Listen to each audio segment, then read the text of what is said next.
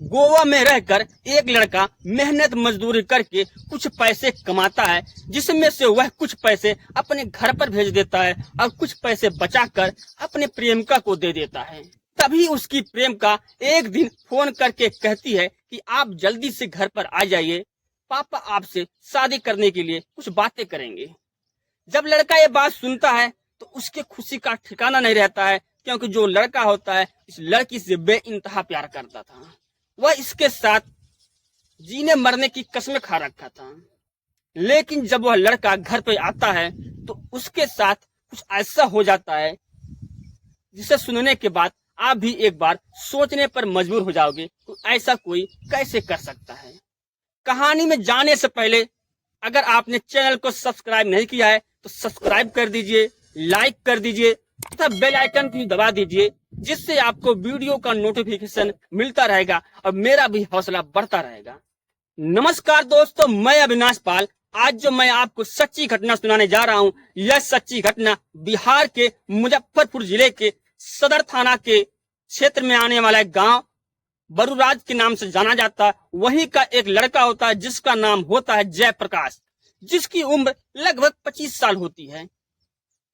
जयप्रकाश के परिवार में माँ बाप के अलावा 3 भाई होते हैं, जिसमें जयप्रकाश सबसे छोटा होता है। दोनों भाई उसके बाहर में रह करके नौकरी करते हैं और पिता भी बाहर रह करके नौकरी करते हैं, जबकि घर पर केवल जयप्रकाश रहता था और उसकी माँ रहती थी, क्योंकि जयप्रकाश पढ़ाई करता था।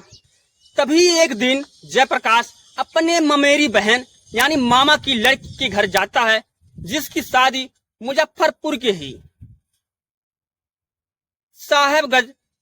जयप्रकाश वहां पर बराबर आया जाया करता था। तभी जो उसकी ममेरी बहन होती है, उसकी एक ननद होती है जिसका नाम होता है ललिता कुमारी, जिसकी उम्र मात्र 23 साल होती है।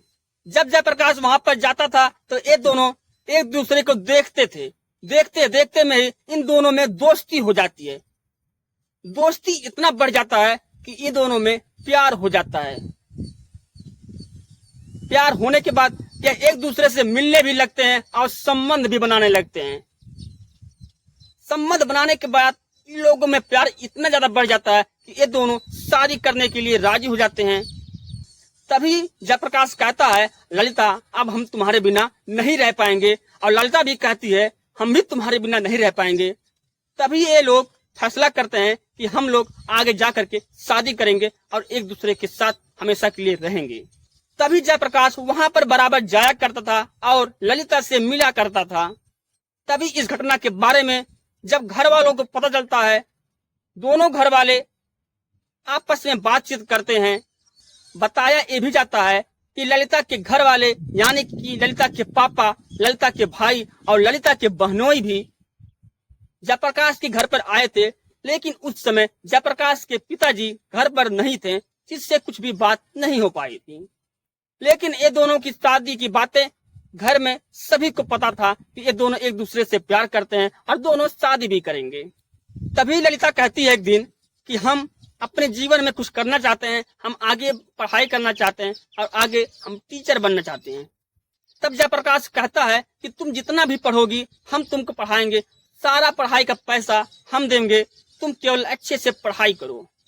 समय बीतता गया, 2023 आ जाता है। बीपीएससी की तैयारी करने के लिए पटना के शहर चली जाती है। वहां पर जाकर के बीपीएससी की तैयारी करने लगती है। और जो जयप्रकाश होता है यह भी अपने बड़े भाई के पास जो गोवा में रहते थे, वो भी इनके पास चला जाता है कमाने के लिए। उधर ललिता पढ़ाई करती है, जयप्रकाश वह कमाई कर रहा है। और ललिता की सारे खर्चे लगभग ललिता को हर महीने जयप्रकाश 5,000 रुपया महीना खर्चे के नाम पर दिया करता था। एक दिन ललिता को बुखार हो जाता है तो जयप्रकाश उसको 20,000 रुपया दिया था दवा कराने की। कहता है तुम अच्छे से दवा कराओ और खाने पीने का अच्छे से ध्यान रखो। जो जयप्रकाश होता है वो ललिता से बहुत ज्यादा प्यार करता था, बेइंतहा प्यार करता था। और इन लोगों को जब भी टाइम मिलता था ये लोग फोन पर घंटों घंटों तक बातें करते रहते थे। लेकिन कुछ समय के बाद ही जो जयप्रकाश होता है ललिता के ऊपर शक करने लगता है, क्योंकि जब ललिता के पास फोन करता था तो ललिता का फोन बिजी आता था। जयप्रकाश ललिता से पूछता था तो ललिता इधर उधर टाल मटोल कर देती थी। लेकिन हद तो तब हो गया जब एक दिन जयप्रकाश ललिता के पास वीडियो कॉलिंग करता है तो जयप्रकाश देखता है कि ललिता के रूम में एक लड़का है जिसके शरीर पर कपड़े नहीं हैं। जब जयप्रकाश इस लड़के को देखता है तो वह बहुत गुस्से में हो जाता है, बहुत क्रोधित हो जाता है, ललिता को बहुत बुरा भला कहता है। उसके बाद गुस्से में आकर फोन रख देता है और ललिता को भी बुरा लग जाता है क्योंकि ललिता अब उससे दूर होने लगी थी। ललिता उसको भूलने की कोशिश कर रही थी क्योंकि ललिता की जिंदगी में कोई दूसरा आ गया था, इसलिए वह ललिता जयप्रकाश को इग्नोर करने लगी। इन लोगों के बीच में धीरे धीरे दरार बढ़ता जाता है और दरार एक दिन इतना बढ़ जाता है कि ललिता एक दिन जयप्रकाश के माँ के पास फोन करती है और कहती है कि आप अपने बेटे को समझा दीजिए, हम आपके बेटे से शादी नहीं करेंगे। इस बात को जयप्रकाश की माँ जयप्रकाश के पास फोन करके कहती है, बाबू तुम ललिता को भूल जाओ। तब जयप्रकाश कहता है, माँ मैं ललिता से बहुत ज्यादा प्यार करता हूँ, मैं ललिता को भूल नहीं पाऊंगा, ललिता से मैं बेइंतहा प्यार करता हूँ, मैं मर जाऊंगा ठीक है, लेकिन ललिता को मैं भूल नहीं पाऊंगा। उसी समय ही जयप्रकाश वापस ललिता के पास फोन करता है क्योंकि इन दोनों के बीच में लगभग 15-20 दिन बात नहीं हुआ था। जब जयप्रकाश फोन करता है, ललिता फोन रिसीव करती है। जयप्रकाश कहता है ललिता से, ललिता उस दिन हम गुस्से में तुमको बहुत बुरा भला बोल गए हैं, ठीक है, उसके लिए हम माफी मांगते हैं और तुम भी जो पीछे की हो उसको हम माफ कर दे रहे हैं, तुम जो की हो उसको भूल जाओ, हम तुमको माफ कर दे रहे हैं। अब हम लोग अच्छे से एक नई जिंदगी की तरह जिएंगे। लेकिन ललिता उसको माफ नहीं करती है, उससे नफरत करने लगी थी, उससे गुस्से में बात करती थी, गुस्से में बात करने के बाद फोन रख देती है। उसके बाद जयप्रकाश और गुस्से में हो जाता है, गुस्से में आकर के लड़की के भाई और लड़की के बहनोई के फोन पर एक प्राइवेट वीडियो भेज देता है। वीडियो भेजने के बाद जब ललिता के घर वाले वीडियो देखते हैं तो पूरा गुस्से में हो जाते हैं और ललिता के पास फोन करते हैं, कहते हैं तुम क्या कर रही हो। उसी दिन से ललिता के अंदर जयप्रकाश के लिए पूरी तरह से नफरत भर गया और वह जयप्रकाश को रास्ते से हटाने के लिए प्लान करने लगती है।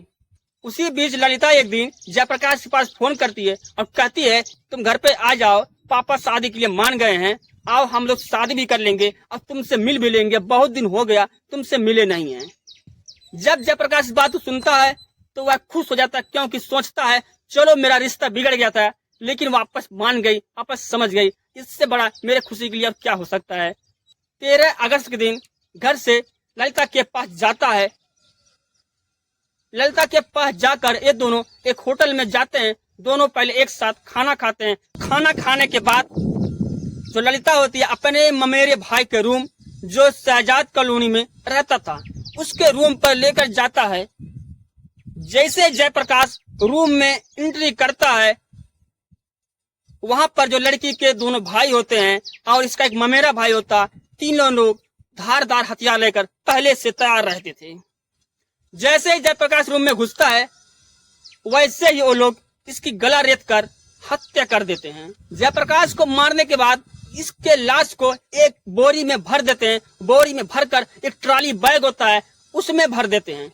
ट्रॉली बैग में भरने के बाद ये लोग सड़क किनारे लाश को फेंक करके चले जाते हैं। जब 14 अगस्त का दिन होता है तो वहां पर देखा जाता है एक ट्रॉली बैग पड़ा है, ट्रॉली बैग में एक लाश है। तुरंत पुलिस को सूचना दी जाती है। पुलिस वहां पर जाती है तो उस शव को बरामद करती है। शव में एक आधार कार्ड मिलता है। आधार कार्ड के माध्यम से ही उस लाश की पहचान जयप्रकाश के नाम से होती है। तब पुलिस वाले जयप्रकाश के घर पर फोन करते हैं और कहते हैं कि जो आपका लड़का है अब वह उस दुनिया में नहीं है, उसकी हत्या कर दी गई है। इधर घर वाले परेशान थे कि अभी तक जयप्रकाश आया नहीं। 9 बजे फोन करते हैं तो उसका फोन स्विच ऑफ आता था और अगले दिन ही ऐसी घटना की सूचना मिल जाती है। घर वालों का रो रो कर बहुत बुरा हाल हो जाता है और जयप्रकाश के घर वाले ललिता के घर वालों के नाम से FIR करा देते हैं और कहते हैं इन्हीं लोगों ने जयप्रकाश की हत्या की है। जब पुलिस ललिता के घर पर आती है तो देखती है वास्तव में भी पूरे घर वाले फरार रहते हैं, घर पर ताला लगा रहता है। पुलिस को यकीन हो गया कि यही लोग जयप्रकाश को मारे हैं। इधर एक CCTV वीडियो भी वायरल हो गया जिसमें स्पष्ट हो रहा है कि 3 लोग एक लाश को ट्रॉली में रख करके साइकिल पे से लेकर जाते हैं और रास्ते पर छोड़ देते। दोस्तों इस घटना से हमें यही सीख मिल रही है कि अगर सामने वाला बंदा आपकी इज्जत कर रहा है तभी आप भी इज्जत करिए। अगर सामने वाला बंदा आपको चाहता है तभी आप भी चाहिए। अगर सामने वाला बंदा आपको नहीं चाह रहा है, आप केवल चाह रहे हैं, तो ऐसे रिश्ता नहीं चलता है। इससे अच्छा है कि आप भी उसे भूल जाइए, आप भी उसे छोड़ दीजिए और उसको अपने तरीके से जिंदगी जीने दीजिए। आप भी अपने उस रास्ते से अलग हो जाइए। दोस्तों, इस घटना को सुनाने का मतलब मेरा किसी का दिल दुखाना नहीं, बल्कि समाज को जागरूक करना है। नमस्कार, जय हिंद, जय भारत।